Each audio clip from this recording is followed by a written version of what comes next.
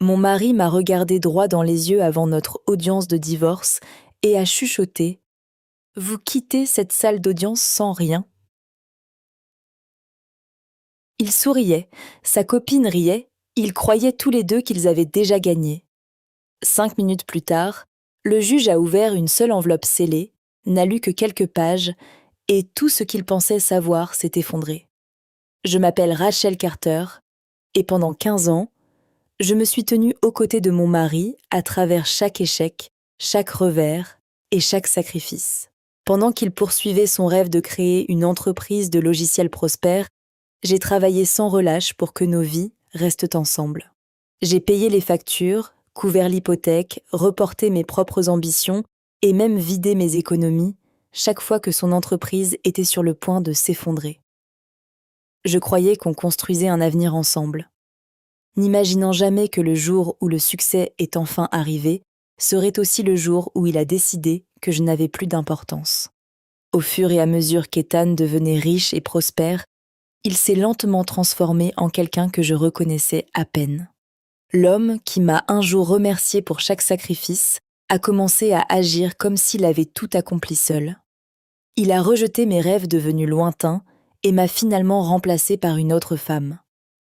Au moment où il a secrètement planifié notre divorce, il s'était déjà convaincu que je ne méritais rien. Ce qu'il n'a jamais réalisé, c'est que j'avais passé ces mêmes 15 années à enregistrer chaque reçu, chaque relevé bancaire, chaque email et chaque élément de preuve qui prouvait la vérité. Lorsque le jour de notre audience de divorce est enfin arrivé, Ethan est entré dans la salle d'audience en toute confiance. Ses avocats coûteux pensaient que l'affaire serait simple, et sa petite amie était assise derrière lui, avec un sourire qui suggérait que l'issue avait déjà été décidée. Je ne me suis jamais disputée, je ne me suis jamais défendue et je n'ai jamais réagi à leurs insultes. Au lieu de cela, j'ai discrètement remis à mon avocat une enveloppe scellée et j'ai attendu que la vérité parle plus fort que nous ne le pourrions jamais. Le matin de mon audience de divorce, mon mari est entré dans la salle d'audience avec le sourire d'un homme qui croyait avoir déjà gagné. Il se pencha assez près pour que moi seule l'entende et murmura que je partirais sans rien. Assis derrière lui, sa petite amie a ri comme si le résultat avait déjà été décidé. Je n'ai jamais réagi. J'ai simplement remis à mon avocat une enveloppe scellée et lui ai demandé discrètement de la remettre au juge le moment venu. Moins de 5 minutes plus tard, le juge l'a ouvert, a lu quelques pages, a regardé directement mon mari et a calmement dit que tout avait changé. À ce moment-là, la confiance sur son visage a commencé à disparaître. 15 ans plus tôt, notre histoire était très différente. Ethan et moi étions jeunes, pleins d'espoir et déterminés à construire un avenir ensemble. Il rêvait de créer une entreprise de logiciels pendant que je travaillais comme comptable pour assurer la stabilité. Pendant ces années difficiles, j'ai supporté financièrement notre ménage.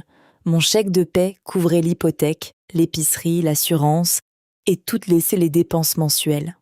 Pendant que son entreprise luttait pour survivre, j'ai reporté mes études supérieures, sauté des vacances, refinancé mes propres finances et même investi mes économies personnelles chaque fois que son entreprise avait besoin d'argent.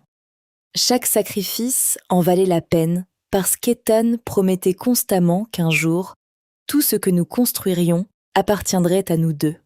Finalement, son entreprise a connu un succès fulgurant. L'entrepreneur en difficulté que j'avais soutenu s'est transformé en un riche homme d'affaires avec des interviews dans des magazines, des récompenses et des opportunités infinies. Malheureusement, le succès l'a changé. Il a cessé d'apprécier mes sacrifices, a rejeté mes rêves et m'a lentement traité comme si je n'avais jamais fait partie de son voyage. Les voyages d'affaires sont devenus plus fréquents. Les nuits tardives sont devenues normales. Et finalement, j'ai découvert des réservations d'hôtels, des appels téléphoniques secrets et des messages cachés qui révélaient qu'il avait planifié à la fois une liaison et notre divorce sans jamais me parler d'abord. Au lieu de le confronter à la colère, j'ai choisi la préparation plutôt que l'émotion. J'ai embauché un avocat expérimenté en divorce et rassemblé tous les dossiers financiers que j'avais soigneusement sauvegardés tout au long de notre mariage. Mes dossiers contenaient plus d'une décennie de relevés bancaires, de déclarations de revenus, de documents de prêt, de reçus et de courriels prouvant exactement combien j'avais sacrifié pour garder notre maison et son entreprise en vie. Alors qu'Ethan disait avec confiance à tout le monde qu'il avait tout construit seul et que je ne méritais rien, j'ai laissé les preuves parler d'elles-mêmes. Au cours de l'audience, l'avocat d'Ethan a fièrement soutenu que l'entreprise existait uniquement grâce au talent et au travail acharné d'Ethan, affirmant que je n'avais apporté aucune contribution significative. Mon avocat a répondu sans émotion et a remis au juge le calendrier scellé que j'avais préparé. À l'intérieur se trouvèrent des dates, des dossiers financiers, des pièces justificatives et les propres courriels d'Ethan me remerciant d'avoir maintenu l'entreprise en vie tout en promettant que tout ce que nous avons construit appartiendrait toujours à nous deux. Alors que le juge examinait attentivement les preuves, toute la salle d'audience est restée silencieuse.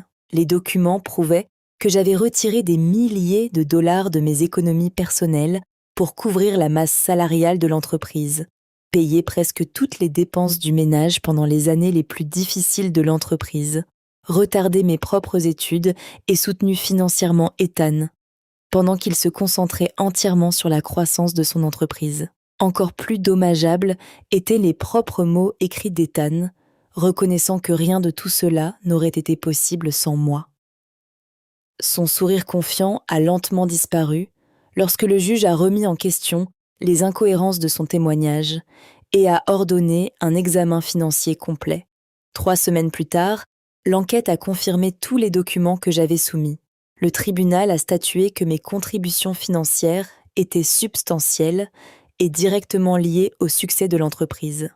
Les affirmations d'Ethan, selon lesquelles il avait tout construit seul, ne correspondaient tout simplement pas aux preuves.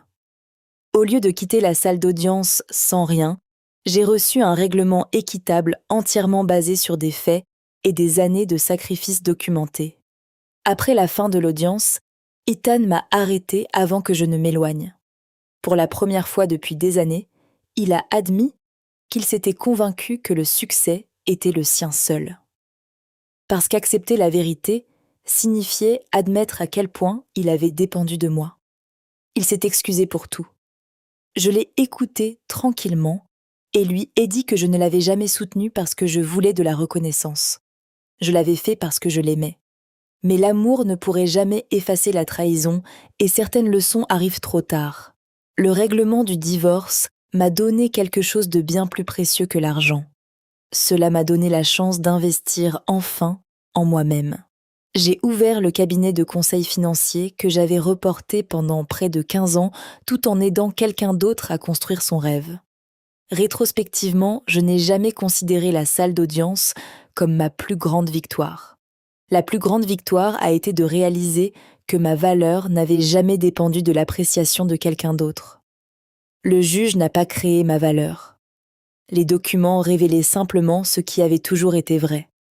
Alors que je fermais la porte de mon propre bureau, le premier jour de ma nouvelle entreprise, j'ai finalement compris que la fondation la plus solide que je construirais n'était plus l'avenir de quelqu'un d'autre.